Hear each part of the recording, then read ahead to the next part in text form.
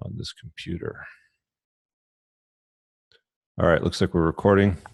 We're clean. So we're going to see some people kind of jump in as we go. So this event is a learning event on side hustle, courtesy of Curtis Moe. It's going to kind of guide most of the conversation. I'll hop in with Q&A stuff as well, or add, whatever I need to, or maybe redirect if there's questions off the side. So feel free to chime in there. Hope you guys enjoy this if you're watching this as a recording. So Curtis, you want to kind of give them the background and, kick off with your talking points? Yeah, sure. So, thanks for having me, Coop. Side hustling has definitely been I won't say passion of mine, it's just a part of stuff I've done for, I don't know, as long as I can think. But I really believe, especially red pill men and men in the community, most of us, most of the newer guys, they're only really like 2 or 3 steps away from having like a really good life. And I think money plays a huge role in that. And so to set up today, there's no one way to side hustle. There's no right answer. I'm not a guru. There's people who have taken their side hustle and it's made them millions. I'm just a guy who's trying to get pools of money together that I can deploy into other things. That's what I use side hustling for. Now, for some people, side hustling takes off and they're able to replace their full-time income with something they love. That's great. But for the guys listening and watching the recording, taking action should be the only goal at the end of this. Debating any longer is unnecessary. It's so easy to make money these days with some extra things. And this is just my perspective and strategy. So I'm going to share what I've seen and read others do, but this is not a cookie cutter prescription for every guy to do exactly what I do. I know. How would you first of all define what a side hustle is, just to kind of clarify that point? Yeah. So, it's pretty ambiguous, but it's not about like creating the next Apple. It's not about being the next Tim Ferriss or making the next Angry Birds app.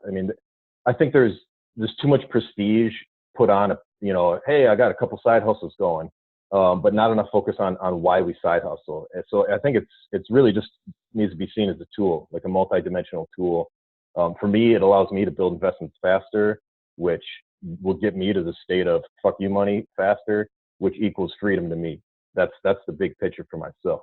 But the tool or the side hustle is also teaching me and anyone else doing it about business, how to be resourceful, how to bring a plan together, how to provide customer service, whether you're giving ride shares or how to get new customers and explain and listen to them so they explain what they want. For most people, it's going to be just about hitting some singles, doubles, striking out once in a while. It is pretty rare to get that home run where it just launches into something huge, but that's completely okay. At the base level, it's we just want to be better next month than we were last month. So that's a really vague definition, but the thing is, it can be it's an inch deep and a mile wide of what you could end up being doing for side hustling. So it's not what it isn't. It's not a retirement plan. It doesn't always form into a passive income stream. A lot of time it's direct action, getting paid for what you do, and it simply allows you to. This is how I see it down at the base level. It simply allows you to build your own piece of Play-Doh of money to go do with whatever you want. Whether you want to take 6 months off and go travel, or you want to spin that into to fund some overhead or some equipment to get you a bigger business, or to side hustle for a year so you can get a down payment on an investment property. But really, it should be used to close the gap between where the guy is right now and then to get to where like George, Ray, Trevor, yourself are at. So a lot of these ideas will seem basic, but that's the point. This is side hustling. This isn't rocket science. The goal is to make you a pile of money to deploy with and to work with. That's simply it. You want to take it beyond that? That's awesome. Please do. So side hustling can take many forms with the gig economy.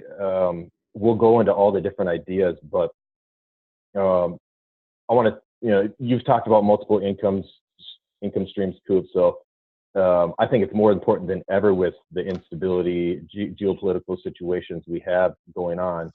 A 10-year bull market, a correction is going to come. Will the dollar remain the reserve currency?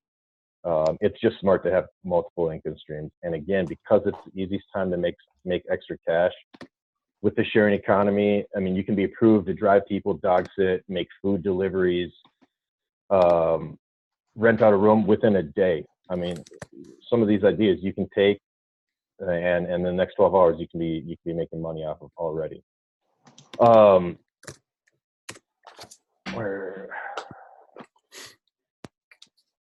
So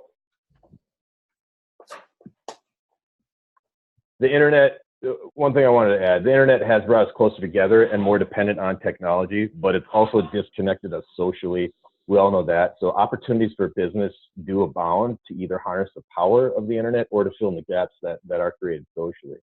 So I just want to share a quick story of side hustling before it was side hustling. I was in Iraq 2006 to 2007, and this was before like iTunes really got big and everything was streaming, Netflix, all that. And everyone was putting stuff on those, 500 gig and 1 terabyte hard drives were just starting to come out. And when you're deployed, everyone, especially at that time before streaming services, everyone had illegal DVDs, porn, stuff that would take hundreds of gigabytes. So I noticed all these guys walking around with hard drives or big books of CDs and DVDs. And in our mart in Iraq, it was either a 120 gigabyte hard drive for $320 or a 320 gigabyte hard drive for $120. I forget to this day. But I thought, I wonder if I can go online and find cheaper hard drives. So all I simply did was find a place. I found $20 500 gig hard drives. I could get them shipped for $7 each, and then I would turn around and sell them for $40, $50 on the base. I would give referral fees out to people who would send me names of people to sell to. And, that netted me a couple $100 while I was deployed from just a little bit of extra side work. That's a side hustle. I could have done it way bigger and scaled it up and seen how much, looking back at it, I could have done way better. But that's just the example of a side hustle. I didn't need, it served its purpose for the time, just a little bit extra cash. I could have kept going with it, sure, but it did me well for that time. So it's just looking for little opportunities where, maybe somebody selling a product or selling a service is because of the, where they are. So in that instance, people weren't getting hard drives from anywhere else. You had to go to the market to get them unless, you had them shipped in.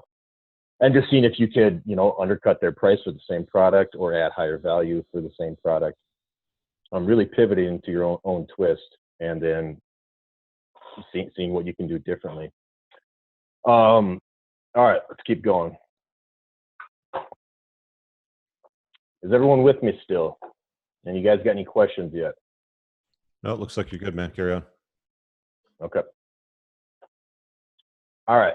So do you even need to side hustle? I think there's a little bit of keeping up with the Joneses when it comes to side hustling. Like it's a buzzword right now. Everyone's side hustling, so I got a side hustle. I'm on Instagram, Twitter. I'm hearing about everyone's side hustles, so I got a side hustle. That may not be true. If you got a good job, your retirement is really built up well. You're putting away, you're debt free. You're putting away 20% of your take home pay into savings or into extra retirements. You got a lot of liquid assets. You come home every day, drink a beer, play with your hobbies, hang out with your kids. I'm not sure what else you need to do, if that's your life. And if you're happy, your job's happy, I would say keep doing what you're doing. There's no reason to take away from the free time that you already joined to just pull in a little extra income if you're already set up like that. I would say a big congratulations, man. Like you won the game. But I would still argue there's a case for that to have extra income streams. In the case, hey, the company folds, this person is doing well according to today's standards, but companies fold all the time, and people that think they were safe end up in an unsafe job. Right now, I have a relative who fantastic at his job, been doing it for almost 30 years, got let go out of nowhere, and that was his only income stream. Now, thankfully, he's very smart with money, had a good retirement. But this is it's funny. His story sort of ties right into this. He gets laid off and takes a month off, and then goes back to what he was doing, but he just gets a temp job at the entry level of where at the companies that he was previously managing. Gets a temp job, works there for 2 weeks. The HR lady somehow cross-references him on LinkedIn and notice he used to manage the places similar. So now he's in negotiating talks to run that plant. And that's just, if he would have stayed at home, collected unemployment, never put himself out there, and he just wanted a little extra beer money, and ends up getting a temp job at a plant, and now he's going to be running that plant. That's hustling, and that's the big thing about side hustling is the hustle part. None of these are just going to be, they're so easy and so basic. It almost takes no action, but there is some hustle to it. You got to do something. That's why I wanted to start with taking action. Should be the number one goal of every guy listening to this. So, our guy in the example, he's doing fine, doesn't really need a side hustle. He's got a retirement, loves his job, whatever. But, if he wanted to, he could easily start driving, picking up one Uber ride on his way home from work, $10 a day. And, say 1 day a week, he has to go straight home. So he averages 4 days a week, $10 a day, 4 days a week. Over a year, that's $2,000 that he previously did not have. Again, don't just side hustle because you think you need to. You love your life, you're fine, debt free. I would say dabble in it. Always have that as a backup plan, but you don't necessarily need it. So I want to paint a very real picture, just so the guys can understand what the potential is here. So, a very achievable path in the next 90 days. Anyone listening can do this. Now, for you, it may be starting out driving Lyft or Uber just after work, dog sitting on Rover.com on the weekends. And so just from a few extra hours a week, you can easily, guys, I worked a full-time job. I got a part-time job behind that. And my first week driving Lyft, I did like $150, $175. So it's super easy. Again, that's $150 more each week than you previously had. And it costs you literally nothing to do it. You already had the car. All it cost you was the time to get signed up on Lyft. So just a little more time filling out paperwork. After 2 months, you saved up $1,500, okay? During the past 2 months, the rideshare driving has taken you to some different parts of the city that you don't usually visit. And there's some nice suburban areas. You notice not too many lawn company signs out there, not too many trailers, not too many people doing lawns in these neighborhoods. You find a used wide deck lawnmower and weed trimmer on Craigslist, and you talk the seller down to like whatever, $1,250. And the other $250, you get some vehicle magnets and you pay for a direct marketing campaign, or you get some business cards for those zip codes. And yeah, as you continue to drive and dog sit, hey, can you guys mute? I'm not sure where the audio is from. Whoever's doing that, can you mute yourself? So you're driving, you're dog sitting, and you're getting a long gig here and there on the weekends. And with driving, you average maybe 15 to 20 bucks an hour. But now you can charge 15 to 75 bucks an hour, doing lawns. Over the next 2 months, you transition out of driving, focus completely on lawn. Now you're averaging like $4,000 or $400 a week from a few lawns on the weekends. That's $400 a week. That's an extra $20,000 a year. That's life-changing to a guy who's already making 20, 30, 40, even 50,000. And to anyone making more than that, I mean, that's some play money. That's still adding a lot of value to your life. And an extra 20,000, I don't care how much you're making, is it's a significant amount of money. And it's super easy. I mean, the scenario I just explained, any person can do. All you're doing is sign up for Lyft, driving for a little bit, roll your money into buying some equipment, whether it's lawn equipment or catering equipment, or buying a certification course, and then just keeping rolling that, getting that ball bigger, getting that snowball bigger. Hang on a second. So where do we start? Audio is coming from. Sorry, go ahead, Rich. Yeah, I'm just trying to figure out where that audio is coming from. Everybody's muted, but Nate, and I can't mute him for some reason. Nate, can you hear me, man? All right, I'm just going to assume that you got it figured out. If you don't, you're the only one that's not muted, so I'm gonna have to let you go if it keeps cutting in. Um, so just to recap, so the side hustle that you're describing is driving for Lyft, Uber, and then setting up a lawn care business.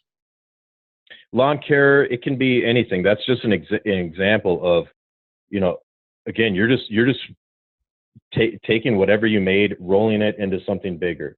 Mm. You know, you made $1,500 from driving for like 2 months, and now you're throwing that out there to gamble on it. What about the costs Whether associated that's with Uber and Lyft? Because I looked into it back in the M5 days, because Uber was kind of like being talked about a lot, and so I went and I did the online application, and I started to see I don't know if it was articles or videos, but a lot of guys that were driving as a side hustle found that they were basically making like something like 11 cents on the dollar after they factored in what they had to pay, um, the booking company, Uber, Lyft, insurance, repairs and maintenance, fuel, all the other bullshit too, right? So, like, is there any real profit? Like, is the ROI there when it comes to driving as a side hustle? Is what I'm asking. it's not going to be it's only going to be there as a temporary thing. The ROI does not make enough sense to keep doing it long term. For an M, who it really makes sense for is someone who's got a 4-door tiny car, very economical. Those people are making the most money on this. When you order an Uber and a guy rolls up in like a Suburban or an F-150, unless it was like an Uber XL or an Uber Black, they're probably losing money. Right. Because the gas, the maintenance, they're just not making much money. It only should be seen as, again, getting into that next level. Now there's guys, Brandon in the EIC community, he drives for Lyft and Uber almost full time, and he does some other things. He's got his hands in some different stuff, but he wakes up at 3:30 every morning to get those airport rides, and does fine. Averages 25-30 bucks an hour is what he tells me, and along with the other things he's doing, and he's got a kid, and he's surviving. Mm. So I don't know what kind of car he's driving, but absolutely right. I mean, a sports car, even me with my SUV, um, anything bigger than like a sedan is not gonna make sense, I don't think. And again, some people do this all the time and just drive, but this we're trying to get you to the next level. Okay. So like, yeah, a BMW. Well, so what are viable side hustles that anybody watching this live right now, or even watching it as a recording, could say, yeah, I could jump into that right now and make an extra whatever per month? Yeah. All right. So I want to get to those next, but first thing I want to go through is even lower hanging fruit. Optimizing where you're at, optimizing, your full-time job. You may not even need a side hustle. If you can work the same amount of 40 hours, but yet get, 10,000 more a year for doing the same job you're already doing, do that. I know for IT myself, like I could go out and spend $2,000-3,000 on certifications and probably see that same increase at the next end of the year. But the thing is, that increase stays. So it's going to come back next year and the next year and the next. And I think guys, especially with the unemployment rate right now is the key time if you want to do this next trick before the market turns and corrects. Unemployment is so low, companies are starving for good help. So right now you can go out and you can test your market rate. You simply do that by contacting recruiters, telling them what you make, and ask them, hey, am I at a level with the rest of the industry? Now studies have shown, and now you can take that one step further and actually apply for jobs and interviews and get offer letters and see if you're going to get a big bump. I'm sort of going through this right now. But studies have shown that for a person who goes to a different company every 2 to 3 years, is over their career is going to make $200,000 to $300,000 more than somebody who stays at one company and waits on the annual raises and the promotions that come once in a while. It's not like the time of yesteryear where you sit at the company. Yeah. You're leaving money on the table, and the reason being is because the guy going to a different company every year, every time he leaves, he's putting his skills out and getting the market value for him. And so if he's got more experience and better, he's getting that, he's getting 10 and 20% raises when he switches companies versus the cap for most companies is a 5% raise if you stay there, Yeah, I would and that's if say you if you're not hit seeing all your any kind goals. of growth within 2 to 3 years, like any opportunities to move into a higher paying job or into a more lucrative job or something with like a bigger bonus, start putting yourself out there with recruiters for sure. Because another company, if you've got the skills, will buy you. Like companies love to poach existing employees. They don't like to hire somebody that's Yep. not working. They really like to poach somebody that already has a job. So using as leverage to get a higher pay works really well. So I totally co-sign that, dude. Yep. And then just a little cherry on top of that, if a guy is single, mobile, not tied down anywhere, geo arbitrage, move to a lower income tax state, do a job search for your title, but then don't put a location in there and see what comes up. That's another way, because you may get paid way more money for what you're doing in a different different state, different county. And Is then that even what with you did the when you cost of, moved? yeah, I moved to Tennessee. uh, I got a different job, but it's paying exactly the same. But because there's no state income tax here, I'm taking home at least an extra 400 or 500 a month that I previously had to give to the state of Minnesota. Hmm. So I mean, that's basically it's an increase. Um, so that's the quick return that I think every guy should do with a full time job. Test the market, make sure you're getting the rate that your skills should be getting. So let's get on to the gig economy, multi-billion-dollar industry, and the reason why it's easier than ever to, make some cash a day. The gig economy, the sharing economy, to me, it's like the modern day equivalent of surfing in your couch for coins, because it's almost that easy to get some money.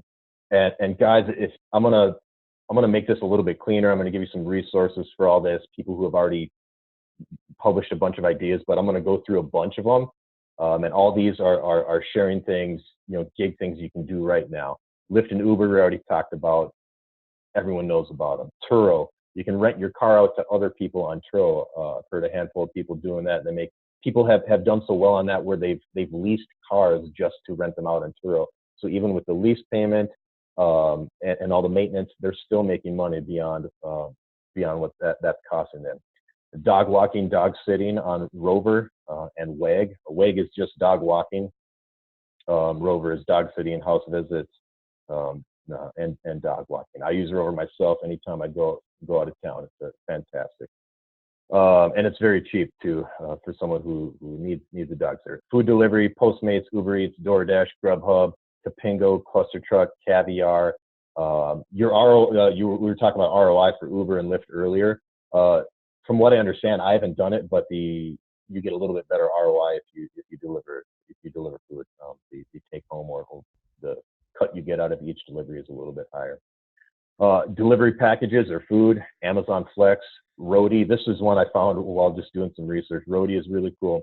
So Roadie is an app that you download, and what you're doing is you're partnering with Delta Airlines, and someone who is not near an airport, they're basically hiring you to drive luggage to them. And I pulled up the app the other day. There's nothing in Memphis or near Tennessee, but some of the it lists how much you would make for doing the delivery, and some of it, it's a good chunk of money, 160 and up.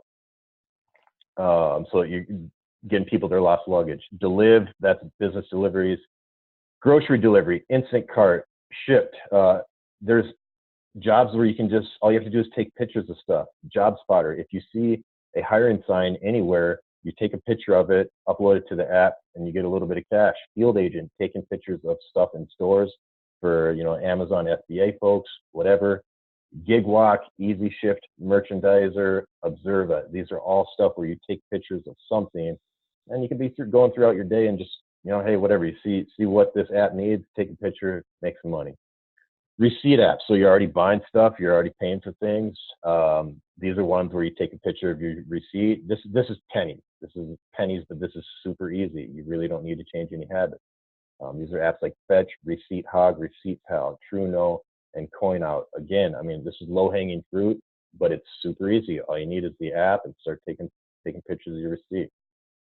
Now there's survey apps. You can take surveys for Google, OneQ, Vox, PopMe, scooter charging in Memphis and many towns across the nation. You probably see the bird scooters and the lime scooters. Those need to be charged every night. And I know for bird, they charge $5 a scooter. I see guys with 24-foot U-Haul trucks just trying to scoop up all the scooters around town and then charge them at night and then bring them all back. I don't know if they're still making money renting the truck and doing all that and all the time, but that's just another option. Task apps, Fiverr, TaskRabbit, Tackle.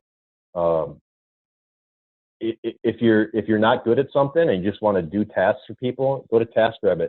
People will pay you to do the most meaningless tasks. Hey, I need you to go send this letter or pick up this. I've never used it, but I've heard of people using it, and it's pretty interesting. Fiverr is more of a skill. I had some graphic work done on Fiverr. You can get a lot of digital work done there. Um, I think I paid $30 to have a logo created. A lot of people in other countries utilize these also, and they're making a killing. Secret shopper apps, iSecret Shop, Market Force. Just some miscellaneous ones. There's one called Draver. You can move rental trucks from one location to another. We Go Look. You're just taking photos of car accidents or whatever for insurance companies.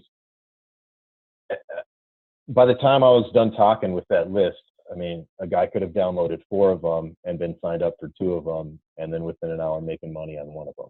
What about Airbnb? Airbnb, that's another one. That was at the top of the list. I mean, it's really what the sharing economy is. I mean, you're taking something you already have, finding somebody who wants to use that or who needs that skill, and then making the transaction work. So Airbnb, absolutely.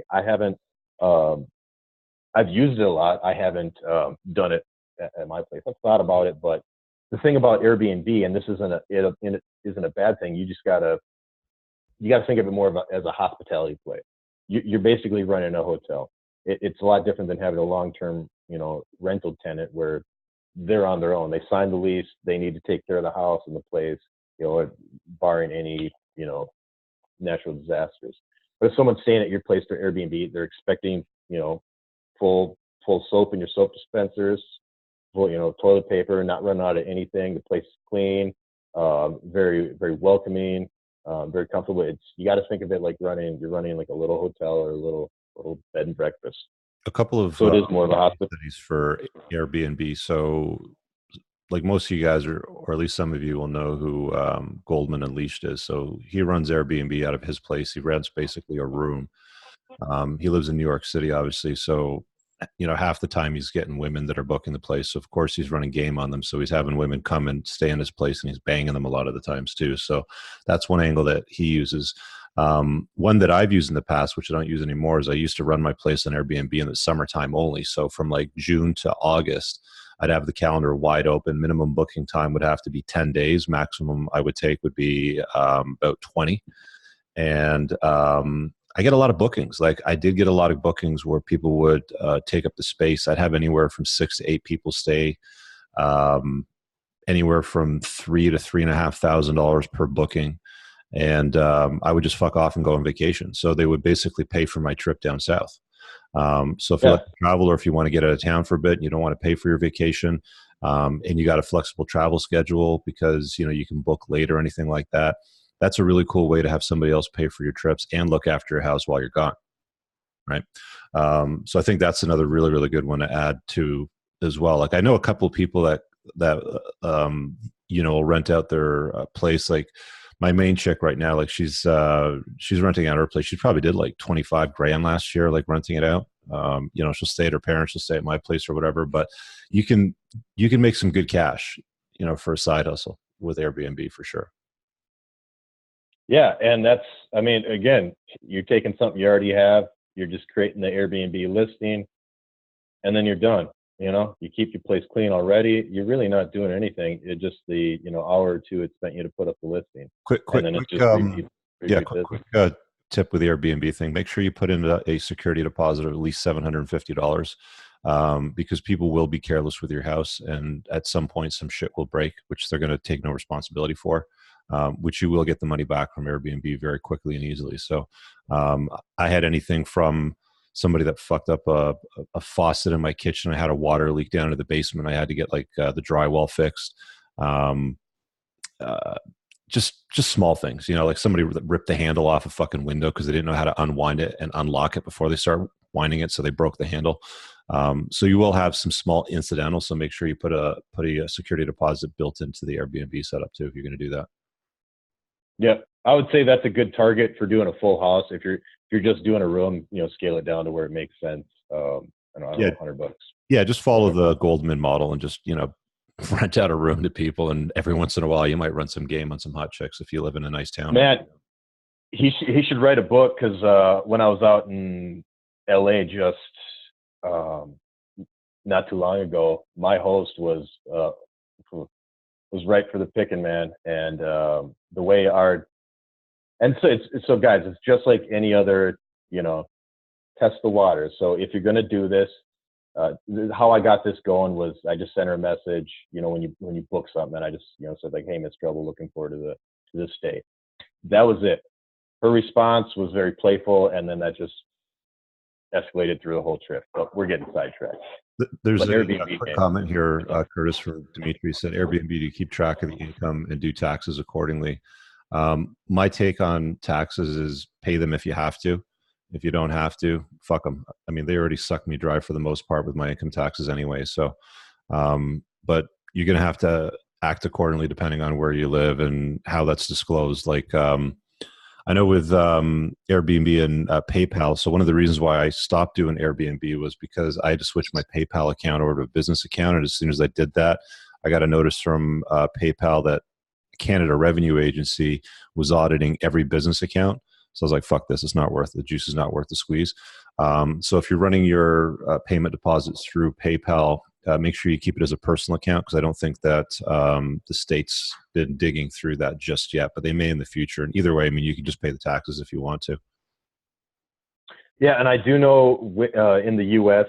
if if if you've done a short term, if you've done an Airbnb or a VRBO, I think it's either less than 14 days or 14 days or less. If you've only rented it out short term that long, you don't have to claim it. You don't have to report anything. So like your vacation example, if you take 2 1-week vacations and you book your house for, both times, I mean, you're good.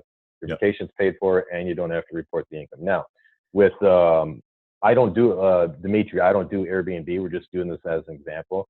But if it's something that you're going to do continually, I would say, yeah, absolutely keep track of everything.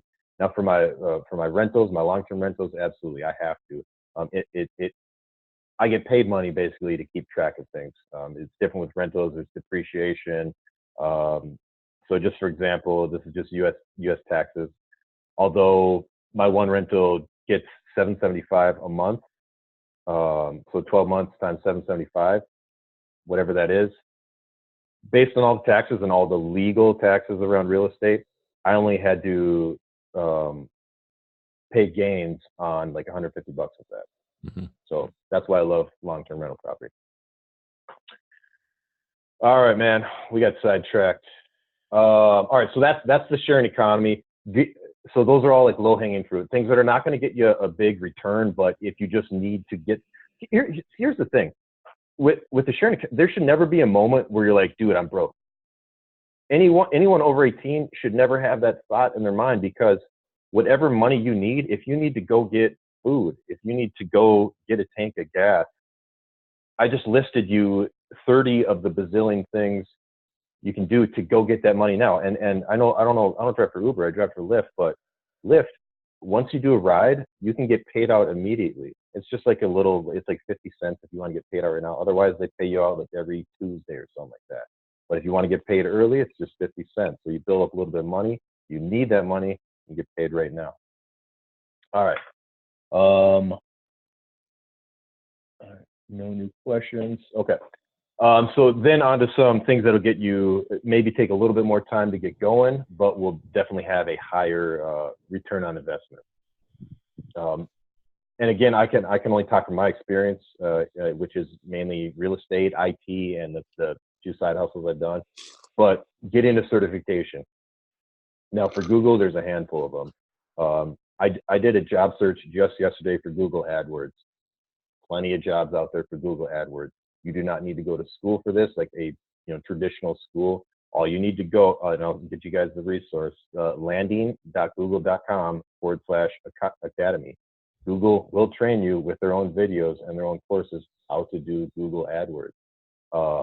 And if you want to prove it to yourself, just do a job search right now on Google AdWords, SEO, pay-per-click. You're going to see a bazillion jobs. I mean, that is a huge source. I mean, that's marketing, and companies need that and will pay a lot of money for that. So they have Google AdWords, they have Google Analytics certification. You can learn how to do Android apps, all of that, and there's a bunch more. All of that is on the Google Academy. IT certification or training. For these, you do need to have a basic understanding of IT, but you don't need to get a computer science degree to get a job in IT. Cisco's got a handful of them. The CCNA, the very first level of networking certification, will get you in the door as long as it's all not like book smart, like you just studied the book and then took the test and passed it. If you have some competency and you've done a little bit of networking, not even that much, a company's going to want you. ITIL, which is called the IT Infrastructure Library. This is a certification that's more around best practices. For the manufacturing industries, they have ISO, or I forget what it stands for, but like a manufacturing plant can get certified that they are ISO 2000, which is industry best practices that shows they're an efficient operation. In IT, you don't get certified, like the company doesn't get certified. It's just you get certified in ITIL, and then you adopt that into your company. You take whatever guidelines you want to use from ITIL into the company. That's the certifications I was talking about earlier, where myself, I could probably go out and get some additional ones and see the return on investment at my annual increase. And again, so if the course costs me $2,000 and I get $2,000 on top of my annual raise, that $2,000 is going to come every year. So you get paid back the first year, and that's going to be infinite return on investment every year after. Here's another one. So anyone who's even remotely in IT, this is one I kicked myself in the pants for not doing, because I thought about it like 6-7 years ago. I'm like, oh, I should get my certification for this. So the ticketing platform that most companies use these days is called ServiceNow. That's where, hey, my keyboard's broken. You go into the ServiceNow system to create your ticket. It's what most IT companies use. And again, you do a job search for anything ServiceNow, no space between the words. You're going to see a ton of jobs: developer, admin, integrator, implementer. So with those, again, it's a certification. And I looked on ServiceNow's website. To get the ServiceNow admin training, which includes the certification test, it's $2,400. So while you're side hustling, building up to that $2,400, you're learning JavaScript for free. So JavaScript with the certification is the key to getting in, because basically everything's written off JavaScript. So while you're learning JavaScript for free, you're side hustling to build up that $2,400 for the course. You take the course, and the cool thing about the ServiceNow jobs is there's a ton of them that are remote. They don't even need you at the company. So you got your income and you got your freedom of mobility, and that creates options, and that's what makes a confident man. So some other ones: Notary Public, certifying people's signatures on things with a stamp. In Tennessee, it cost me, I had my notary, it cost me $16 in a one-page form. And then, like 2 weeks later, I had my notary certification. So people who are, need official documents signed, you watch them sign it, and then you put your stamp on it, and you get 10, 20, $30. Now you want to take that one even a step higher, is to become a loan signing agent. So anyone who's bought a house knows that the last thing you do is you sit down with a person you've never seen in the entire house buying process. They meet you somewhere, and they're there to help you sign the 150 pages that it takes to purchase a house these days. All the disclosures and your closing statements, whatnot. But that person's called a loan signing agent, and that person has their notary stamp, but they've also taken additional training so they can understand all the mortgage forms. Now, for an hour, which is what it usually takes, an hour and a half to sign all those 150 pages, that for an hour and a half, that person's getting anywhere from $75 to $200 every time they do that. And you can do 2, 3 of those in a day. I know people have transitioned from that, doing it on the side, and they're making 6 figures pretty easily doing that. Anyone who's interested in that, take down this website. It is called loansigningsystem.com. Now, this is a course a guy put together, fantastic course, explains all the documents to you. I have purchased it, and I'm just too busy. So that's a thing that can happen with side hustling. You get all these ideas coming at you, and you just get spread too thin, and you have to, it's happened to me like 3 times in life where I just got to trash everything and focus on one. And that's what happened with this loan signing agent thing. But it's legit. It's every house needs a loan signing agent. Some places use a closing attorney, but for the most part, the last person you sign with is a loan signing agent, and they're getting in here. And it's even on your closing documents. You will see notary fee or loan signing agent fee, and you can see exactly what they got paid for your house. So there's a few different things. Certifications, you're gonna have a higher ROI, but it might take you a little bit longer to get going.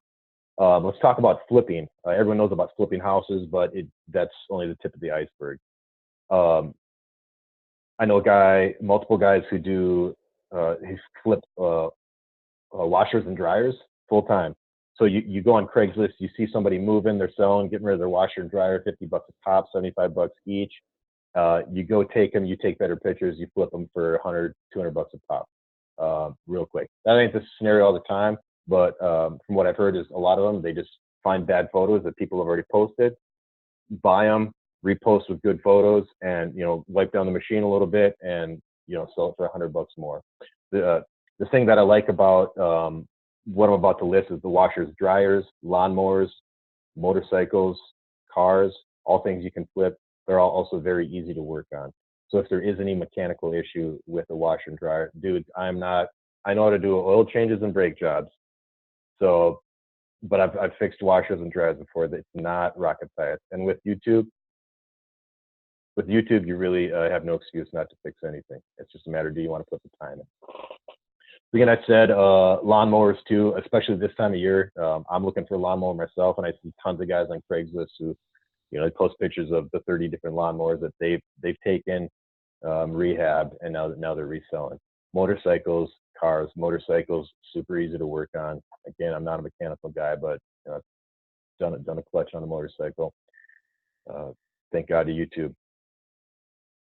In the end, I think 100% of people need to side hustle at some point, and you got to think. So any of these ideas that I'm giving you guys, and you start to get a little uncomfortable, like, oh, I couldn't do that, or that's not going to make money, or whatever. If you just get uncomfortable, that's fine, but you got to think of it like a lifestyle change.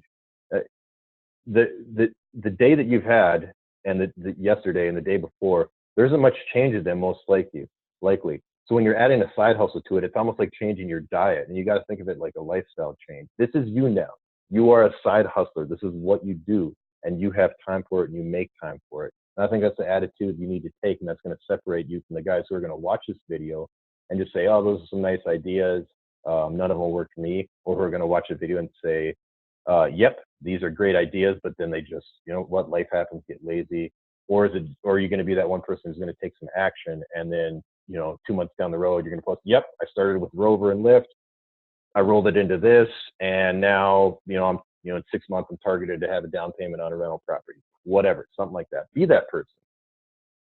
So, and remember, even if you don't see yourself doing one of these, that's fine. You can do something you don't enjoy for a little bit, but you can't do it forever. So just keep that in mind. And there's no shame in hopping from side hustle to side hustle till you find what you enjoy and what people are going to pay for. There's no shame in that. It's just about so here's how I like to see it too. There's money flowing everywhere, all these streams of money. And so really side hustling, all it's doing, if this is a stream of water, remember when you're a kid and you sort of put your hand in the water and you see what it does, it pools around, it does different things. All you're doing is sticking your hand in the stream, and you're just collecting your little bit of money, and you're just trying to make that bigger and bigger. It's so simple. Lastly, the idea I want to talk about is something I stole from a very good podcast called Tropical MBA. It's called, their concept is called Rip, Pivot, Jam. So what you're doing is you're ripping an idea from someone else, you're pivoting, giving it your own spin, and then you're jamming. You're just running with it. So, you know, Burger King ripped on McDonald's, added their flame broil to it, and now they're doing their thing. How many red pill, bloggers are there out there? One guy just sees another guy doing it. He's like, okay, I'm going to do it, but this is not from my perspective, and then runs with it. That's all it is. You're taking an idea that's already out there, you're putting your own spin on it, and then you're running with it. As long as you're not getting into copyright, patent stuff, do it. There's some things you can do with that. So podcasts, YouTube, blogging, almost all of those, low cost of startup. You already got a phone. You can do a free blog website and, a microphone. Most of our phones have a microphone, so you can start a podcast right away. So you drove for Lyft, whatever, you got a little money going. Now you want to sell some product on eBay. You want to sell some product on Amazon. Hit up Jeff Duhan, find out how to do that. You've got some money now to get that product. Ask him how, what's the best way to do it, or just better yet, go watch the video that he did. Service industries, again, carpet cleaning, catering, house cleaning, a niche website, an authority website. Authority website is better than a niche website because of Google algorithms. You can become a virtual assistant, a freelancer on Upwork. You can teach people whatever your master craft at on Udemy and some of those other teaching websites. You can go right now to vipkidteachers.com and teach English to kids in China and get paid $20 an hour. So while I was studying for this, there's one of the stories I found was this guy named Brian. All he does is pick up trash at local parking lots. This guy's been doing it for 30 years, and he calls it America's simplest business. But he is making between $50,000 and $100,000 a year for basically walking around parking lots and just cleaning up the garbage that they have. You can become a sports coach for kids. You can become a sperm donor. What a fun job. And just this morning on one of the podcast resources I'm going to give you guys, I was listening to it this morning. He was highlighting a lady who loves to read books, and one day she just got the idea if she could, start a used book company. Amazon, all these services were already around, but she wanted to do it on her own with her own website. So she saved up $300, went out, found some inventory of used books, and in her second year she made $10,000. Okay, again, this is a side hustle. It's not replacing her income. It's just an extra $10,000. But man, is she happy to have that $10,000? Absolutely. Again, any service business that we've talked about, there's no copyright, there's no patents on mowing lawns, on networking with a dry clean business in your town. Is like, hey, I will go, I'll go pick up dry cleaning for you and work out a deal with them. Stump grinding. You drive around any neighborhood, how many tree stumps you see all around? Buy a used stump grinder after you've been hustling for a little bit, and just offer a deal around neighborhoods to grind those stumps. Guys, none of this is rocket science. None of this is earth shattering. This is just ideas for you to run with and to take action with. And hopefully for some of you, this has been I didn't know this existed, or I didn't know I could do this moment. It's so I mean, hopefully it is like that for life. For me, it was like that with dating younger women. I didn't really know it was allowed to do that until I read Caleb Jones's book on dating younger women. And I'm fucking really happy I read that book. But this is the same way. Hopefully for you, you're saying, hey, there's a lot of ideas out here that I haven't tried yet. There's a chat comment. Lastly, Justin, he said some of the best-selling courses on Udemy pull around $300 to $1,500 a month. Sorry, he says he has there you go. best-selling courses on Udemy. Justin, link the course if you can in the chat, just so guys can see it.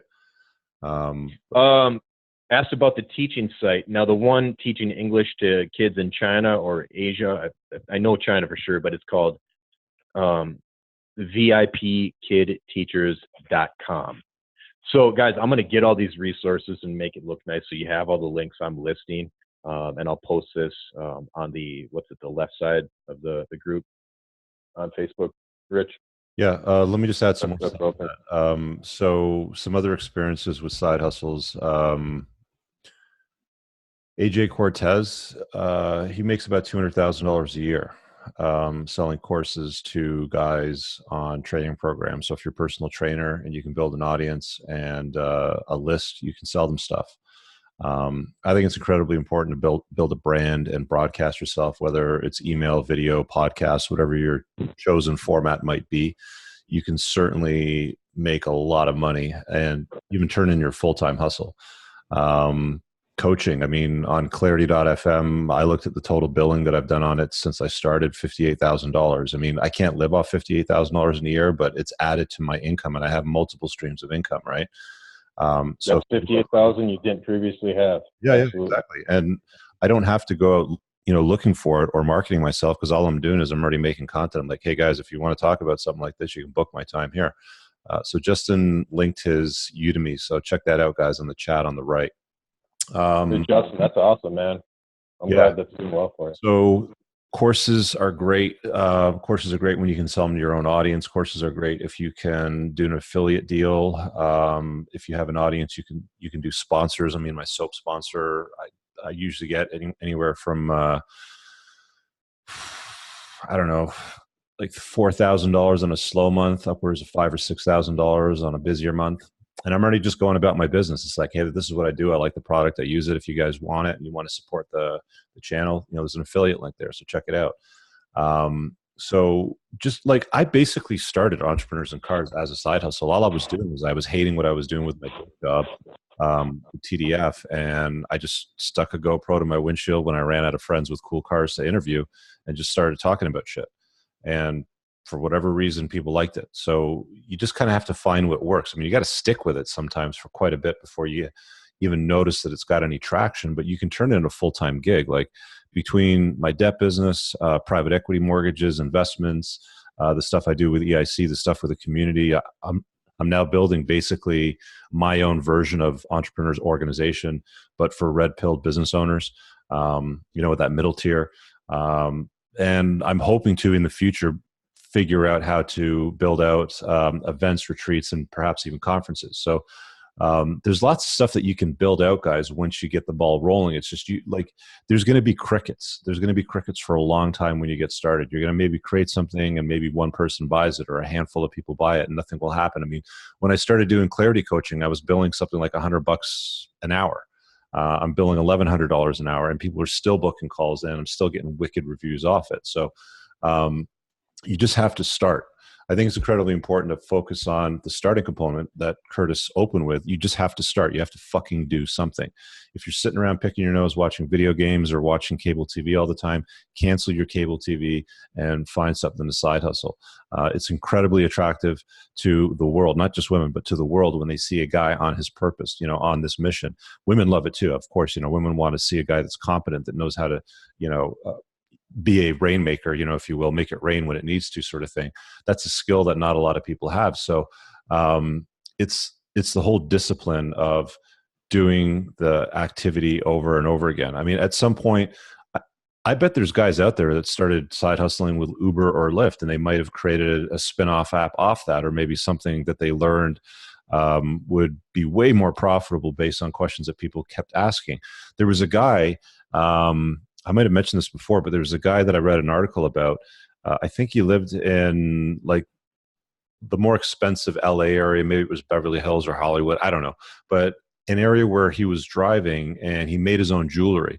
And what he did was he would display the jewelry in his car while he was driving, and he'd have the captive attention of his passenger for 20 minutes, sometimes 40 minutes, depending on where he was driving them.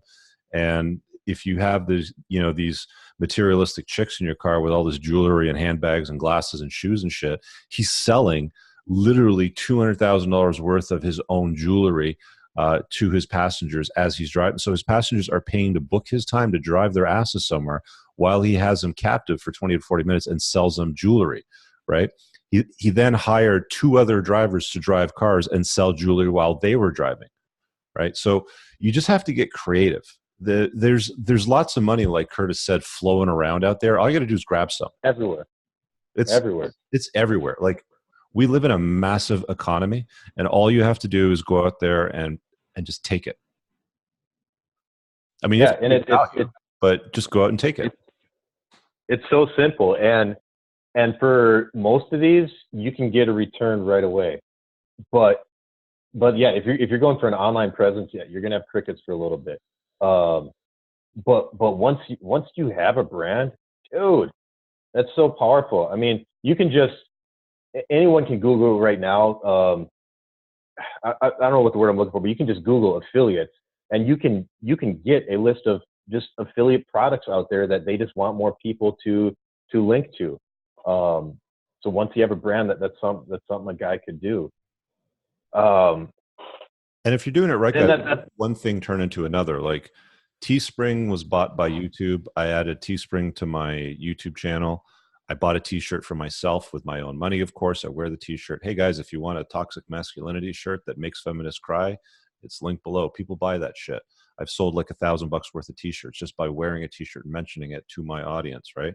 So like, there's so many spin-offs that you can create once you're attentive to becoming a rainmaker. This is really what this is about, is becoming a rainmaker, because the side hustle is just the start. You just want to get your feet wet and prove I can ask for money and people will give it to me because I have value to offer. And then the big steps, not the baby steps, but like the running the actual marathon is, all right, let's see if we can turn this into recurring passive revenue. And Yep. the other important thing is, you're not going to manage what you're not measuring. So every single month, at the start of the month, I have an Excel spreadsheet and I track all my income from every possible source. It doesn't even matter how small it is. If I get $6.72 from Amazon for that DIY debt settlement book that I wrote 7 fucking years ago, it goes in there, right? I track everything. It goes in there in the table, and I separate EIC from mortgage investments, from TDF, from gold value, from Bitcoin value. Like, I've got everything in there. So get in the habit of tracking your money every single month, because you're not going to manage it if you're not watching it, right? And it's super powerful, and it's even more powerful if you write down. It's like for the first month, you just write down everything you spent. You got a little book on your counter when you come home. You kept our receipts. Write down. That's more powerful, and you're going to see where it is. Then after that, then you can download like the Mint app or Personal Capital, ones that you can tile your stuff into and it does that for you.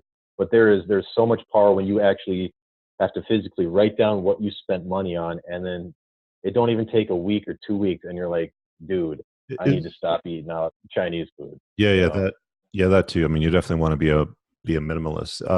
I used to listen to this podcast. I think it was Pat Flynn, Smart Passive Income. I'm not sure if it's still out there. Yeah, You listen. pretty good. Yeah, I'm sure he is. Yeah, he was pretty big. yeah. So he's probably like hundreds of episodes in now. But I used to listen to it like 4 or 5 years ago, and I first heard the concept of FBA back then. And there was people doing like $100,000 a year on FBA just on the side, going to the clearance rack of Costco or Shoppers Drug Mart or the grocery store, and just picking up, just shoveling everything into their cart that was on clearance, that wasn't perishable, cleaning detergents, things like that, and then shipping out to Amazon. They made a shitload of money off it. There's lots of great things out there that you can do, which will like significantly increase your income, which also, by the way, increases your SMV too, right? Absolutely, absolutely. And again, these aren't this. If a guy came on here expecting a grand slam of the next app that needs to be built, that this is side hustling, man. This is about getting to that level, getting some funding so you can start researching that app, or getting you some funding so you can buy an awesome podcast mic and start your channel, podcast or whatever. This is again, you're just creating your little play money, and then you're going to go do something with it. You want to make that bigger, or maybe you want to take 6 months off and go have a life experience traveling, man. It's about side hustling is just going to create the options, man. It's just like spinning plates. Side hustling is just a version of spinning plates with income streams, man. And if one's not working out, drop it. Go to something else. And then again, know the line between when you need to stick it out if you're trying to build an audience, and something that's just not working for you. And things won't work. You will get rejected once you have some money and you got some ideas that you have. I mean, Coop, I've even pitched ideas to you, and you're like, nah, man, it's just not the direction I want to go. And I'm like, cool. Next, I move on to the next idea, and we're still cool. It happens, man. And like my post the other day, I love rejection now. I love it more than ever because when at least for me, when you tell me I can't have something, it's, dude, I want it so much more, and I'm going to prove to you that I can get it. So, Do you want to throw it open for what's that? you want to throw it open for Q&A? There's a lot of people on right now. I think we got like close to 30 odd people.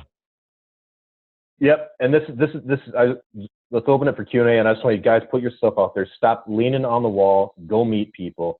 That's where life happens, and that's where the opportunities are. Because there is one guarantee: if you do nothing, then you can expect the same amount of income you've had with the small annual increases that you've been getting, and that's as long as you don't lose your job. So, I'd talk about one last opportunity I ran into, and then we'll open it up for Q&A. I was out in LA recently, and I gave this is for one of my side gigs, IT support I do for a real estate guy, and I had to speak at his conference, do a little demo on the website, and at the end of it, audience member just came up to me and he's like, "Hey man, do you do email campaigns?" In my mind, I said, "No, I've never done an email campaign. I've done like I don't even know what their constant contact. I set it up once, but I told the guy, yeah, you need an email campaign, I'll do it for you, because I know that I can go on. I can get the skills needed, and I can run that email. It's an email campaign. It's not rocket science." And I said, yeah, absolutely, I can do that. Now I'm still, we're emailing back and forth, but that was an opportunity that wasn't there. And had I said, no, I don't know email campaign, that the opportunity is gone. But I'm confident enough in my skills and confident enough in a YouTube search is going to show me what I need to do. Where I was able to say yes. Now I haven't had any money yet from that, but that's all you got to do is put yourself out there, guys. Put yourself out there. Q&A, right. Let's hit it. Yeah, throw it on the table. Go. You can just unmute yourself or throw it in the chat.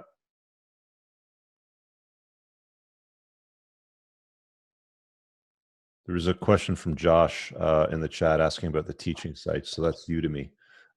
There's a link below there from Justin. I just clicked it to take a look at it. He's got a wicked program that he's selling a shit ton of. It's got lots of ratings. So you can take a look at that as a good example.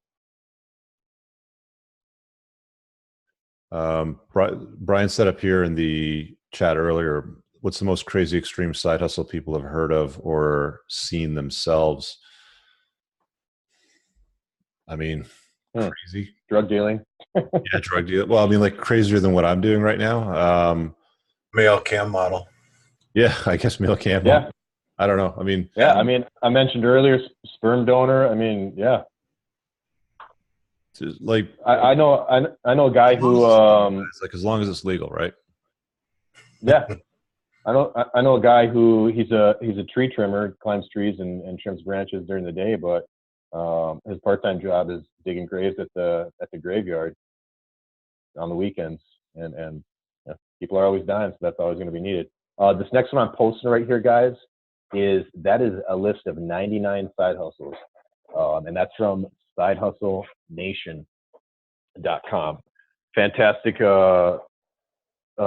website, but also his podcast, which is called. So while the questions are coming in, I'll just go through some of the resources. Two of the best podcasts out there: Side Hustle School and Side Hustle Show. One of them is just a quick 5 to 8 minute short form overview of the side hustle, how the person got started, and then there's the guy who throws a couple ads in there. One of them, I forget which is which, but one of them is more of a long form deep dive into what the side hustle was. So the host to one of those is Chris Guillebeau. Any book by Chris Guillebeau is fantastic. There's one called $100 Startup. It's all it is his book that highlights people who have started a side hustle for very little money. The cap had to be, I forgot what the cap had to be, but some people started their side hustle with $100 or less. I don't have his other book. He's got a bunch, but one's called Born for This. Again, it's just another side hustling book. He's written a bunch of books. They're all really well researched and really easy to read. And I will post his name here. Any questions?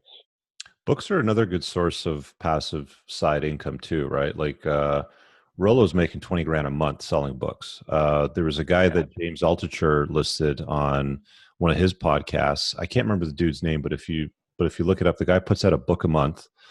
He basically finds a skill that he wants to master himself personally. So he's kind of doing this for himself, writes a book on it. It's not very long. It's kind of like, what do they call it? Like a booklet or something along that fucking line. I don't know. It's like 100 pages usually, 100, 120 pages. And he puts it out and he's doing 40 grand a month in passive income off of Amazon, right? Publishing Incredible. books. Or if you're a writer, that's a good way to make some solid income too, right? Um, Yeah. but you just have to get out there and hammer at it, man. It's going to be some work, before it sticks. Don't don't let yourself get into the habit of like exchanging time for money, for too long. Where I don't know, like you may be doing something like driving for Uber or Lyft for like years on end, and you're only ever going to make 20 or 30 bucks an hour. It's cool to start to kind of get the idea, maybe to make some side income. But ideally, you want to turn into something that's recurring passive income, so that you're working once and you're creating, or you're generating income while you're sleeping. Like that's the true path to wealth, right? I'm going to go to sleep tonight. There's going to be somebody in Asia, Australia, New Zealand, somewhere else in the fucking world that's going to watch a video, maybe book a call, join the community, buy the soap, something, right? And even if they do none of those things, there's going to be an ad that's going to show and I'll make 2 cents, right? So you want to put yourself in a position where you're earning income while you're asleep, ideally. Yep. Another resource I'm going to post here is the Financial Panther blog. This guy's a lawyer, balling, making big bucks, but just loves side hustling, and that's all he blogs about is all his side hustles. And this guy's a lawyer making a grip of money in Minneapolis, but all like the super basic bitch stuff that I listed, like Lyft and Uber and dog walking, he does all that stuff just because he wants to get out of the rat race, as fast as possible. Here's speaking of, here's one thing I want to add for any young guys or anyone who's not making like 75K a year, which studies have shown as your income increases, you've talked about this, Rich, as your income increases, there's almost an equivalent increase in happiness until you get to 75,000 a year. Income increases beyond that still increase happiness, but way, way, way, way, way, way less than they did previously. Correct. If you're not at 75,000 a year, I would be doing everything I possibly could to get there. There's a link posted in the chat, and I don't know if that shows up in the recording for guys watching the replay, but Sean posted it. So if you look for James Altucher /podcast /Steve-Scott, he's the guy that I was talking about. He's making $40,000 a month writing books. It's incredible. That's a month. That would change my life. Trent, would small house plans be a good passive income? Small house plans. Oh, are you talking about like tiny houses, like selling the plans, like the design blueprints to them? You can just unmute yourself if you want to jump in too, right? It's easier than reading on it.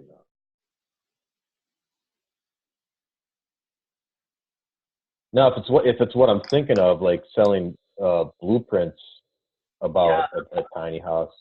Yeah, go ahead, man. Yeah, that's what I'm thinking about, like just doing small houses, maybe not tiny houses, but that could be an option as well. I do drafting. Yeah. Do quite well at it, but it'd be nice maybe have a website that sells house plans and then keep them there and people can buy them. Yep. I would say if you can Google right now and tiny house plans and you don't get a handful of lists, do it. Another thing you could get, try to get yourself in the way of people they got a product idea and they need to go to manufacturer. I'm sure your drafting skills can also do like product designs too, man. That might be another thing to look at. As long as it's not a conflict of interest with my electrical business. Sure. Yeah.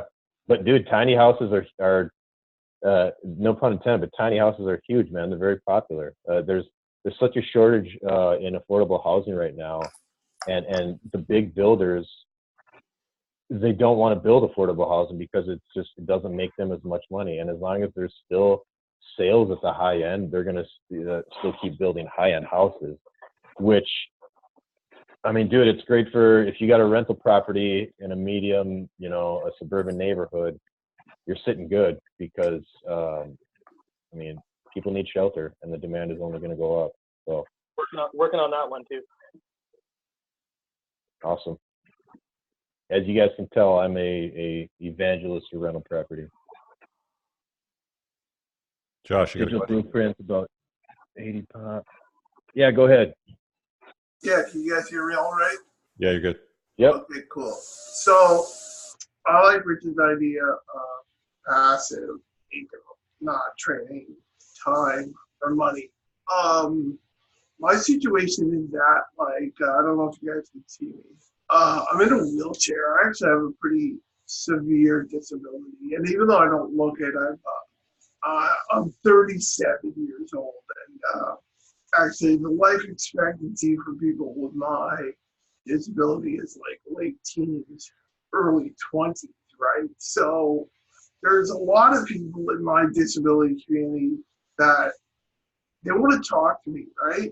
And so I've thought about doing some coaching and stuff like that. But, you know, like Rich said, I don't want to just do, you know, coaching for $100 an hour. I'd rather develop some type of thing that people can just buy. I'm just wondering about the right platform for that, and kind of just a suggestion about, you know, I don't know exactly what, because I feel like a lot of it would be personal, and I think coaching is what people would want, but I don't really want to do that. You sell beard products too, right? Yeah, so yeah, I have some hair products, beard products. We're expanding into some other stuff, so that's why I don't really want to spend a lot of time, because that's what's taking my time right now. And yeah, so, and you know, on the company website, which is unfortunately down right now, it says 100% of proceeds go to people living with muscular dystrophy. That's what I have. Right? So that 100% of proceeds is, you know, quite frankly, in my pocket. Yeah, that's a perfect angle. I would go with Yeah. video because of the optics, right? Yeah. You know, it's why Sean Stevenson. Did you ever see that broadcast that it was Sean Stevenson? No. So look it Oh, up on check my it out, channel man. afterwards. He's got a disability. He's in a wheelchair. He's about 3 feet tall, Okay. but he's a clinical psychologist. He charges like $20,000 now for speaking events.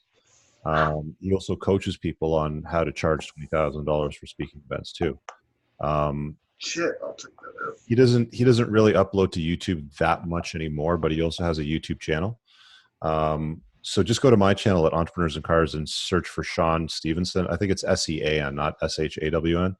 And you'll find that interview. But he's really good at that, right? Like he doesn't give a fuck. He's got a similar sort of story. Like he should have died when he was in his teens, but he managed to take ownership and make shit happen. So if I were to broadcast anywhere, I wouldn't do it on audio. I'd definitely do it on video, because at least, you know, people can see the optics of you, not, you know, sitting back, playing the victim card, right?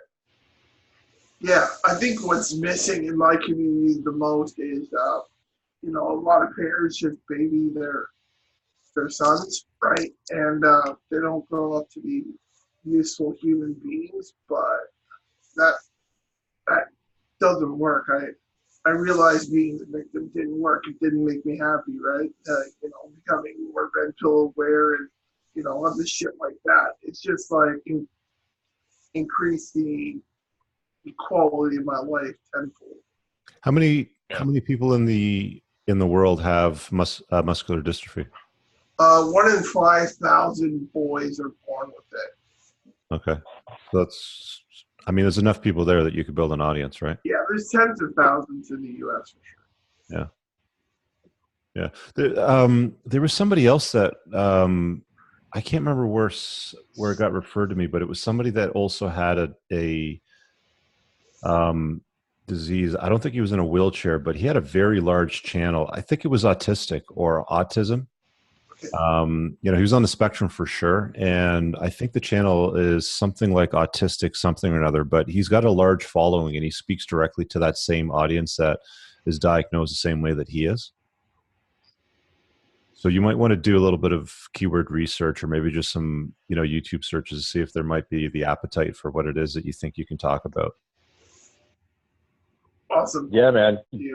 You already, Josh, you already have a niche, and you already have authority on that niche.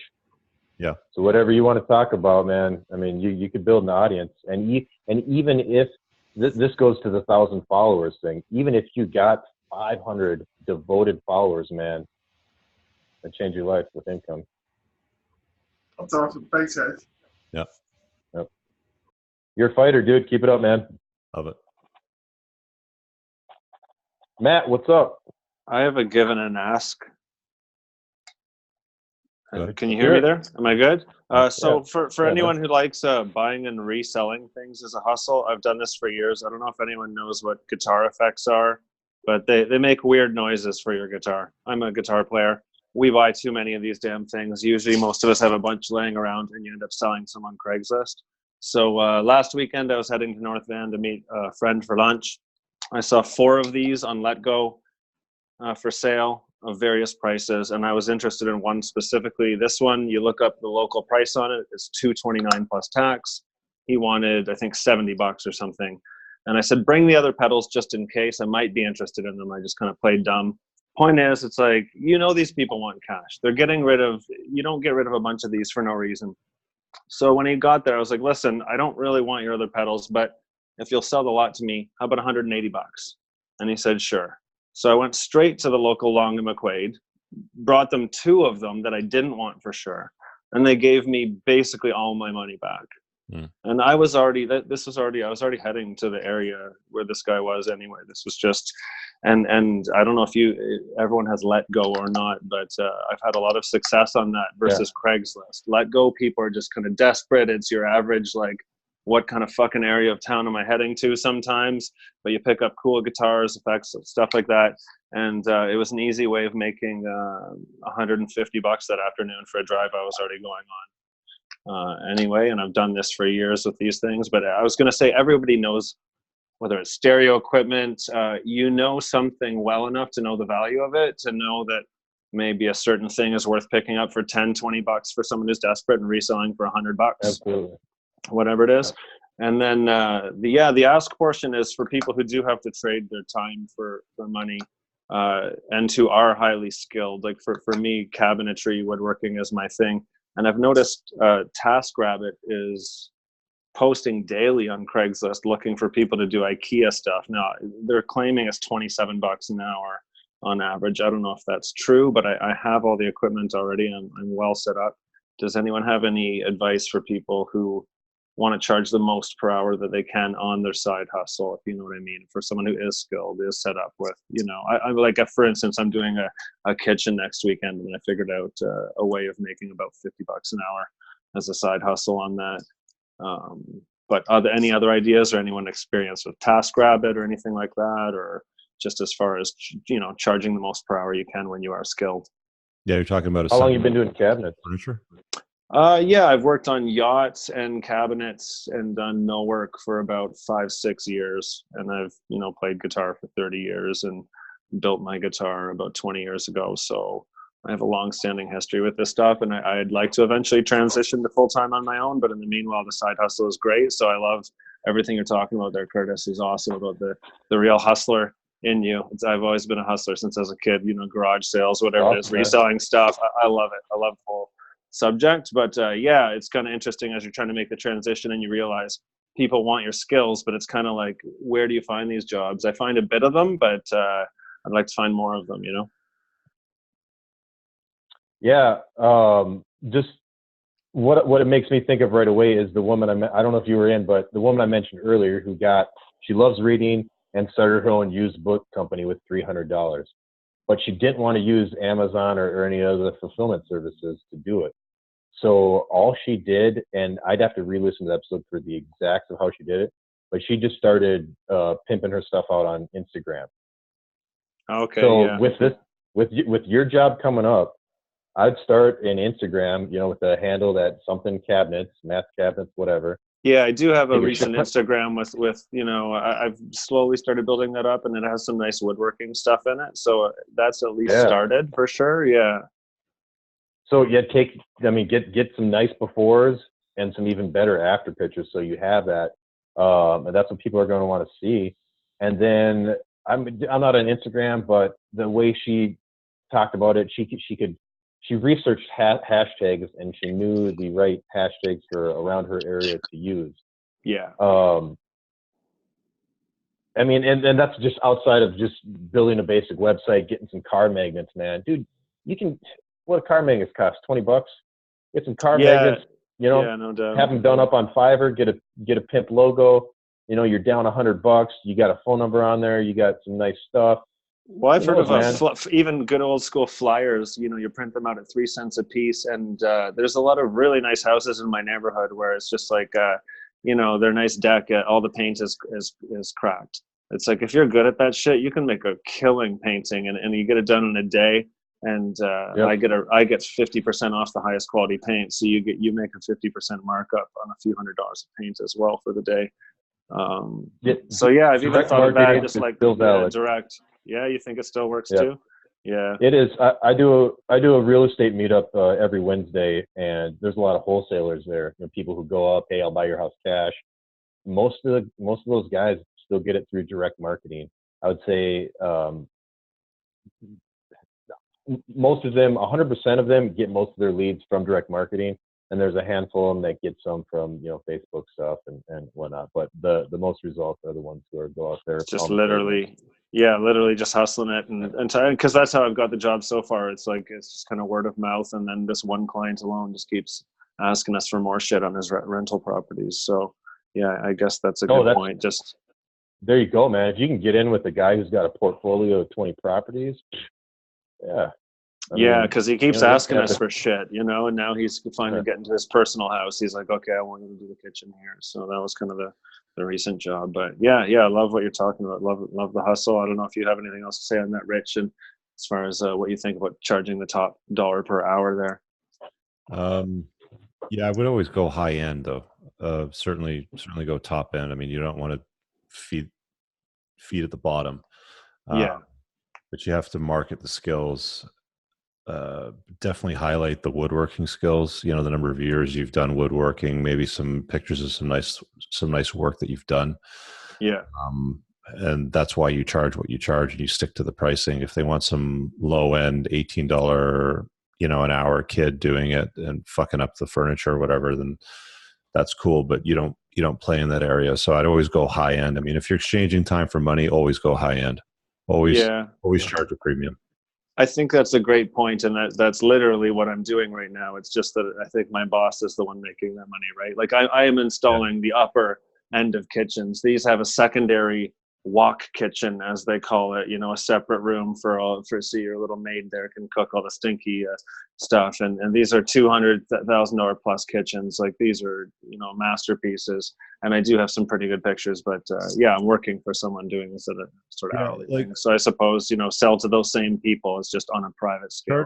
Charge kind of the best. Charge a lot more than what you think it's worth until people tell you to fuck off, basically. I mean, like, when I started doing the basic membership on the community, it was $10 a month, right? And for the most part, not a lot of people stuck around. There's some early guys on, like, Curtis, who was on, and Charles, who was on earlier too. Charles was on a few of the calls when I joined on too. Yeah, but like, for the most part, like, most of the $10 a month guys that I grandfathered in, like, they're gone. Like, they just stuck their head in front. Oh, really? That surprises me. Yeah. But wow, because I was in on that. I charge for the membership. The more I'm putting into the community monthly, and the better the ROI is, and also the better the experience that people have when they're in the community. Like, at $10 a month, the guy that washes dishes at fucking McDonald's or something like that could get into the community. But at $28 a month, they're like, I'm not sure I want to throw money at that, right? It's not a lot. I mean, it's like $1 a day, basically. But always go higher end. I mean, charge more than what you think you're worth, for sure, 100%. That's great advice. Thanks. I think I need that, because especially doing high-end stuff, you get kind of locked in what your work is like and what your standards are like, but you don't necessarily charge for it because it's just what you've become used to. I was talking to a guy a couple of weeks ago that moved into the business tier, and I was asking him for feedback, and he's like, it's worth its weight in gold. He goes, I'd be paying $150 a month for what I'm getting right now. Right. So for me, that was an epiphany. Like, I don't know that I ever go to $100 a month in the basic tier, but it's why I wanted to create the business tier. And I'm like, okay, well, there's a lot of guys that run businesses that are doing a couple $100,000 a year in annual revenue that will probably get some value out of a forum component. So why not build it? And okay, lo and behold, they came, right? So definitely go as high as you can until people say it ain't worth it. Like, even my monthly coaching, I said earlier, it's $1,100 a month now, right? That's what I'm Love charging it. monthly coaching. I mean, I want to get up to the rate that my coach was charging me in 2009 when I hired him, when he was billing me $2,500 an hour, right? Wow. Yeah. Fuck yeah. No, love the advice. Thanks, guys. I love the discussion on the hustle, and I think you pointed me in the right direction. Definitely. Jay's got a Matt, question here. He says, I just wanted, sorry. I want to add one last thing to Matt's is, dude, where do you live? Vancouver.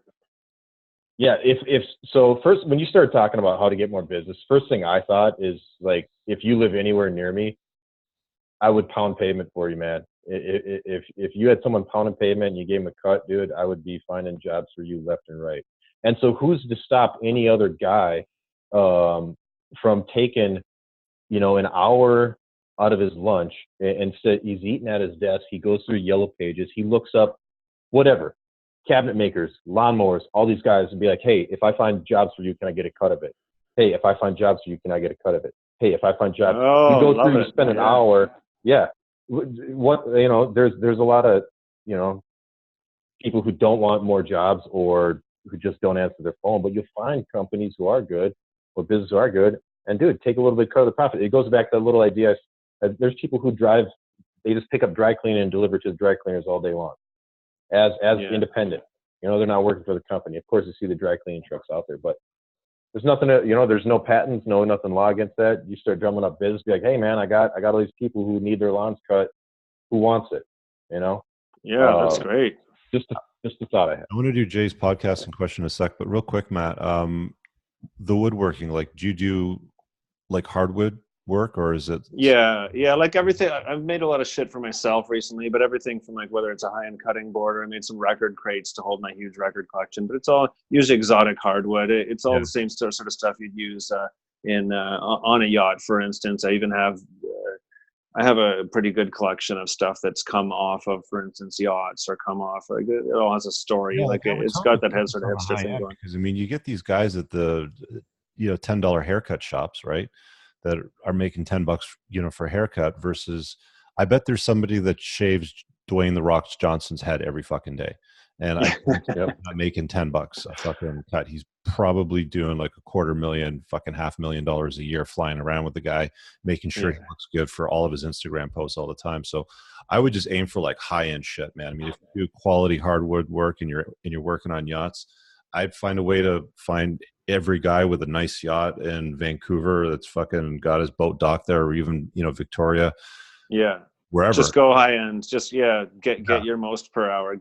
Because if you're doing hourly work, I mean, you want to exchange huge values, for the hours you're doing, right? Yeah. You want to be well into the six figures to make that worth you. I mean, I don't mind doing long days and doing the work, but I want to make sure it's worth my time, obviously. So if it's a side hustle and if I can work 8 hours and make X amount of money, but I make that same amount of money in the next 4 hours that same evening, that's pretty cool for me right now. And that's fucking awesome. That's what I'm going to go for. Aim a little too high until people tell me to fuck off. That was a good quote. And thanks, Curtis, for your discussion. Awesome. So JP in the chat. Sorry, man. Did you have something else? I was going to say that's the hard part is asking is pricing it right. When I started a catering business, I did all the right things. I interviewed people already in the industry, did all that stuff, want to know what I was getting into. Everyone said, you're not going to charge enough. You're not going to charge enough. And they told me, sort of shoot for a 50%, 30% profit margin. And it was true. I mean, I still made a killing, but you're always scared that when you have somebody who wants your service, and if you charge them too much, like, they're going to walk away. they're probably not going to walk away. Just like they might ask you if you can do, you know, to maybe work you down a little bit. It's usually in your own head, though. You guys are onto something. It's totally because in your own I head. charge too low. I charge too low because I think of what I know, and that's not what most people know. And that's my problem. Is I need to be aiming at what you're talking about, that higher price point. Fuck off with everything else. And then if someone tells me to fuck off, maybe you come down on the price. But I've never heard fuck off on a price ever. So maybe that's an issue. Whereas Curtis, you were saying you're failing lately. Well, that means you're aiming high, which is good. So I think there's a lesson there for sure. And it's okay to say no to those people too, right? Like I get messages from people that are like, yeah, I want to book you for coaching, but I can't afford your rate. Okay. So book somebody else that you can afford the rate on, right? Like I don't bill it that way. Yeah. That's just not me. And that's not my work, basically. Yeah. That's the way to go about it for sure. Yeah. Awesome. Where was that podcasting one? Podcasting would be good revenue for coaching as passive income. How does one make money with a podcast? Podcasts are real saturated. I think to make money off a podcast, you gotta have a lot of downloads, and then you can run ads off them. So you know you can place products, and that's really where you'll make the money. Because as far as I know, there's no AdSense program where they can run ads on your podcasts, kind of like Google AdWords with like YouTube videos. So if you got a message to broadcast, I'd probably do it on YouTube. I mean, if you're going to do it anywhere, because at least you can run ads off there. If there's something that grabs, and you can also put the audio clip off a podcast as well. I mean, people ask me to put some of my, like I've seen people say, can you upload this as a podcast so I can listen to it while I'm driving? And there's no ROI in it for me, right? Like I actually have to pay to have the MP3 hosted and then have somebody do the work to upload the podcast. And then I'd have to find a sponsor to run the fucking ads to cover the cost of it. It's not worth my while. Like I just tell people, just fucking play it off YouTube, man, and just, you know, pay for the data. Like don't be a cheap bastard. But everybody wants shit for free. Now, what's his name? Christian McQueen runs a paid podcast. And I think he charges something like $5 or $10 a month. So Caleb Jones.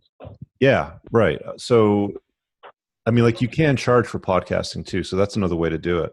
What else questions we got over here? But you to charge at that point, I mean, you're going to have to establish the authority, you know, already. Yeah. People are going to have to know and trust you, right? I mean, like I've got close to 30 million views on my channel. So when somebody goes, I'd like to book you for coaching, but I can't afford your rate. No, dude, like there's 600 fucking free videos. Go watch them, right? Like there's lots of answers there for you too. You know, if I'm going to have to call in on a conference line and talk to somebody for 20 minutes, an hour, whatever, on a Sunday afternoon at 4 p.m., that's my rate. And that's why I charge it. And, you know, for the most part, people will pay it, right? And if they don't, then that's cool, right? Like I got other things going on. I don't want to reduce myself to a rate that isn't worth my time. And it's not like I'm pompous or anything like that. It's just that's how good I am. Like if you look at the reviews, I know I'm fucking good because I've got 300 reviews and they're all 5-star and people love my shit. So you just have to watch, you know, for the feedback and make sure people get value out of what you're doing. You always want to make sure people get at least 5 times value for what they're paying for. So if somebody's like paying me $1,000 to basically book me for an hour, I want to make sure they're getting $5,000 worth of value, right? Like I'll fix some serious shit in their life. Yeah, like give me, like, you know, Brian says, give me free stuff. I think your time is worthless, right? Exactly. So Josh was asking about coaching. If I do coaching, I have people messaging me wanting to talk. At what price point do I start? Start high. Start at $200 an hour and see if they're going to book you. You might have some limitations to that though, Josh, because if you got them on fixed income, they may not be able to afford it at a $200 an hour rate. So I'm not sure if that's the limiting factor, but play with it, you know, see what they're willing to do.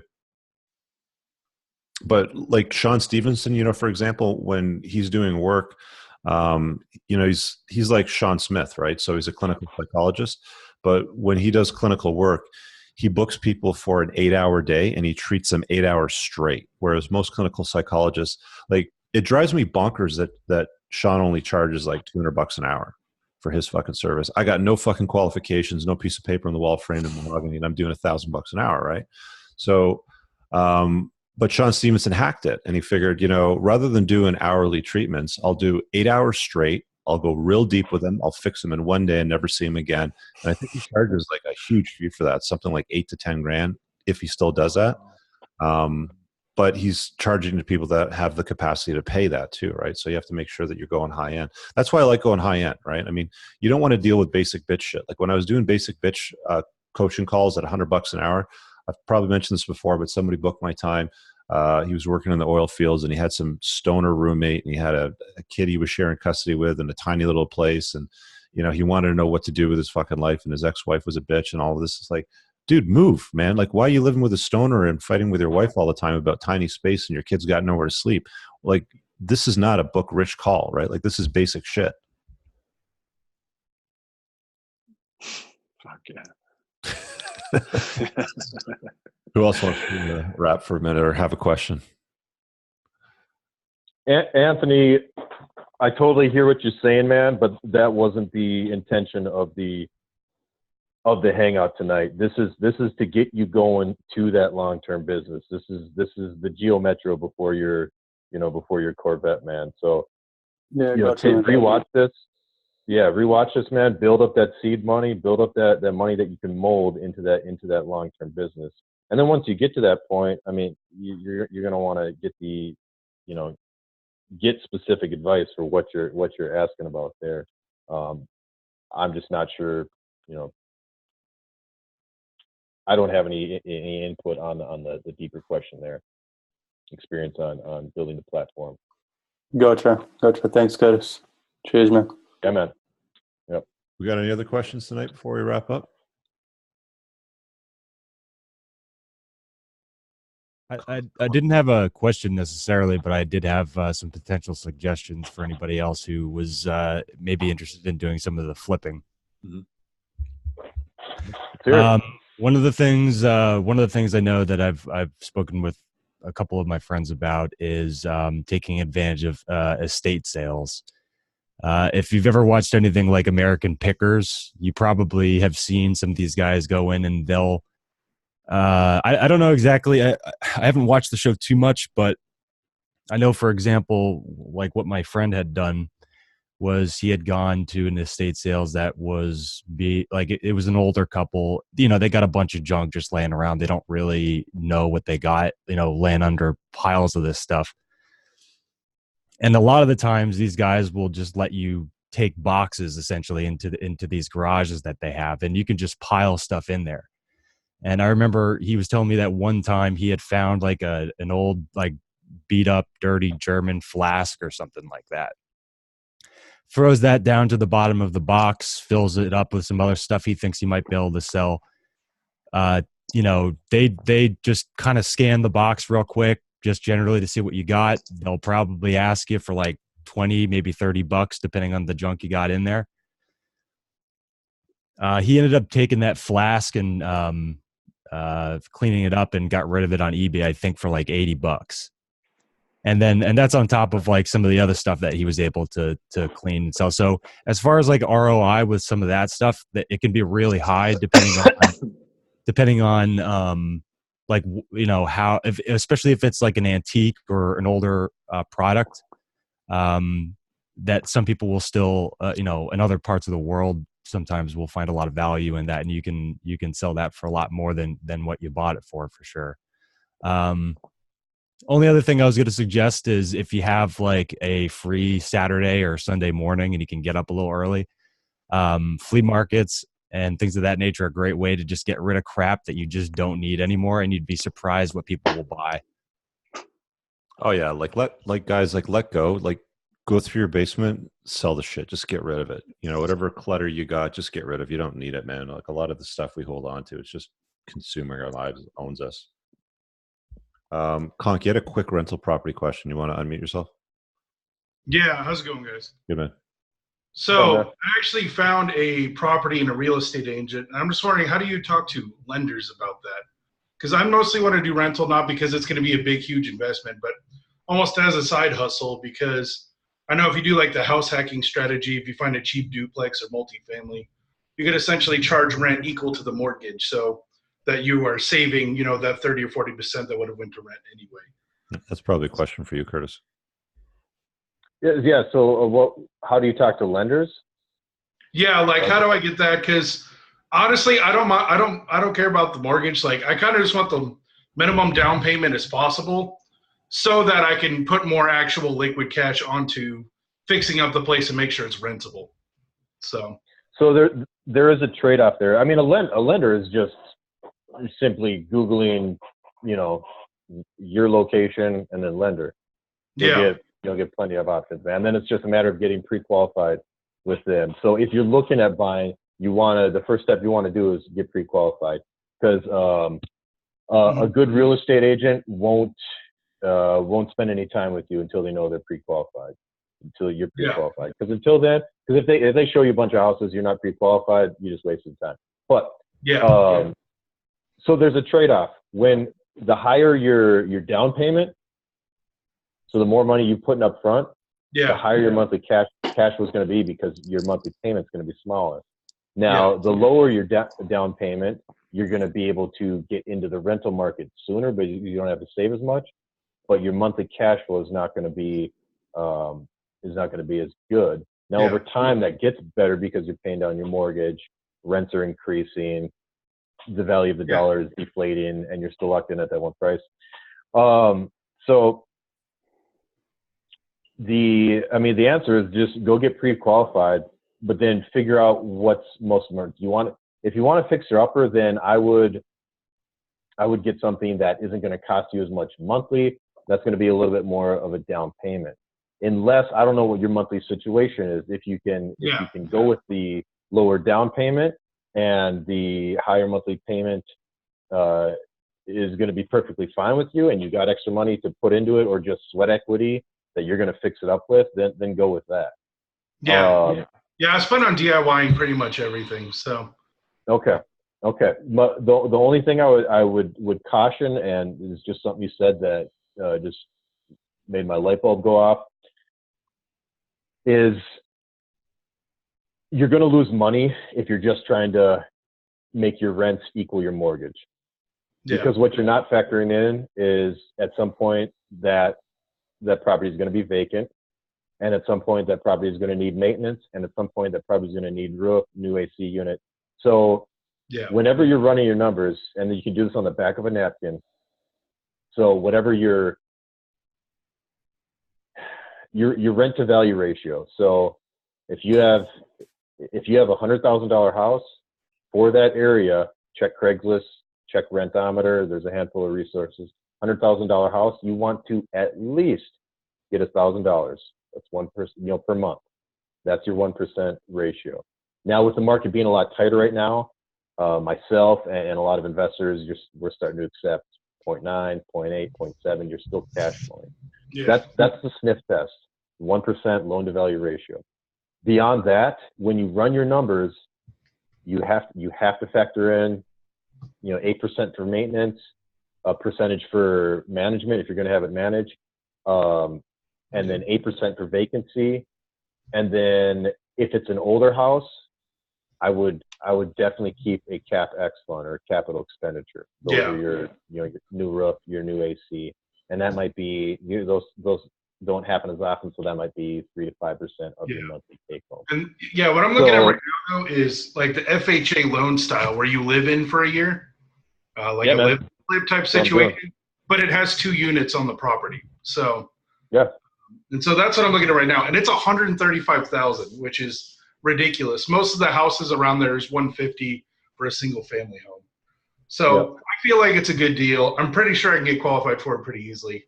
I'm just wondering, what's the best way to not get screwed over as I go through with it? Because I'm looking to the current place I'm in right now. I'm in a lease that ends in August, so I'm hoping to get the ball rolling and get that done by then or sooner. So I'm just wondering, what's the best next step so I don't get hosed over and I can still get it all done on time? Yeah, just make sure you're making money off it. I got a couple of condos downtown, and I always make sure that I'm making money off them. The renters paying for the mortgage, property taxes, condo maintenance fees, plus a couple $100 a month. I mean, Warren Buffett rule number 1: don't lose money, man. So do your due diligence, get your inspections, get your termite inspection. I've had houses where I wanted to buy them, and I've had them inspected, and I didn't like the inspection, and I've walked away. I'm out $500, but I'm not out, more than that. A shitty house or a shitty purchase. Just do your due diligence, man. Go on biggerpockets.com, go to coachcarson.com, dude, there's so many investment real estate resources out there. They'll get you the basics. I know we're coming up on time. Yeah, because I think this is, And from that's what I what understand, to it's like put in the, this community too, Corey. Because there's going to be more guys than just Curtis that do this too, right? So see if you yeah. get more feedback. I got to wrap it up because my internet's on a timer, and it's going to cut us off because I'm fastidious about shutting down Wi-Fi at a certain point so I can go to bed. So we're going to wrap it up on that note. I know it's going to cut off in a couple of minutes. So if you've contributed, thank you for being on tonight. Watch the replay. 2 weeks time, we got Unchained Man coming up, which is the Caleb Jones book, which will be a really interesting talk because he talks about wealth creation, women, all kinds of stuff. So that'll be a cool one too. So look out for that one as well. Thanks for hopping on, guys. We'll see you guys. Actually, we'll see you guys next Wednesday for the monthly, just standard Q&A hangout, and the week after that as well. For those of you guys that are going to hop on for the Caleb Jones book. All right. And thanks for having me, Coop. Any guys, DM me if you got any questions. Cool. You got it. We're good. Thanks. Thank you, gentlemen. We'll see you guys shortly. All right. Good night.